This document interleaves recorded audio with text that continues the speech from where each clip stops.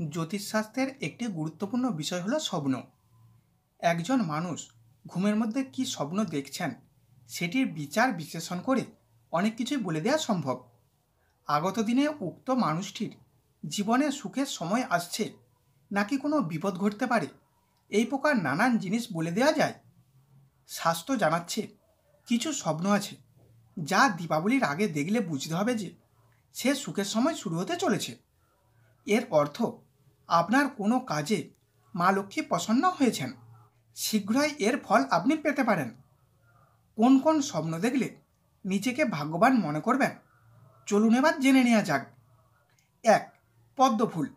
দীপাবলির আগে বা পুজোর দিন স্বপ্নে পদ্মফুলের দেখা অত্যন্তই শুভ বলে জানাচ্ছে জ্যোতিষশাস্ত্র।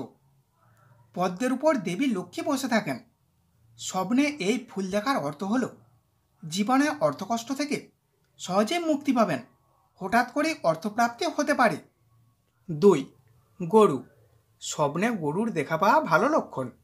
বিশেষ করে দীপাবলির আগে গরুর স্বপ্ন দেখলে বুঝবেন জীবনের সমস্ত বাধা কেটে যাবে, সফলতার শিখরে পৌঁছানোর সম্ভাবনা দেখা যাচ্ছে।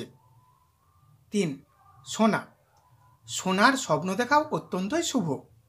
দীপাবলির আগে স্বপ্নে সোনা দেখলে নিজেকে ভাগ্যবান মনে করবেন। এর অর্থ টাকা সংক্রান্ত সমস্ত সমস্যা থেকে খুব শীঘ্রই আপনি মুক্তি পেতে চলেছেন। 4. টাকা। দীপাবলির আগে টাকার স্বপ্ন দেখতে পেলে বুঝবেন আপনার আর কোনো চিন্তা নেই, স্বয়ং মা লক্ষ্মী আপনাকে টাকার বিছানায় শুয়ে রাখতে চলেছেন।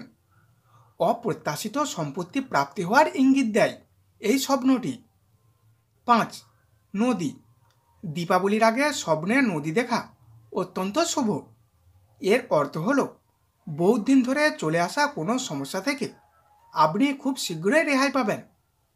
জীবনের সকল ঝঞ্ঝাট এবার বিদায় নেবে, শুরু হবে আনন্দময় সময়, দাম্পত্য জীবনও মধুর হয়ে উঠবে। 6. মন্দির। মন্দিরে স্বপ্ন দেখলে বুঝবেন আপনার কাজে মা লক্ষ্মী প্রসন্ন হয়েছেন। আপনার সকল মনস্কামনা এবার ধীরে ধীরে পূরণ হতে চলেছে। দেবীর কৃপায় জীবনের সকল খারাপ অধ্যায় পাল্টে যাবে। 7. প্রদীপ।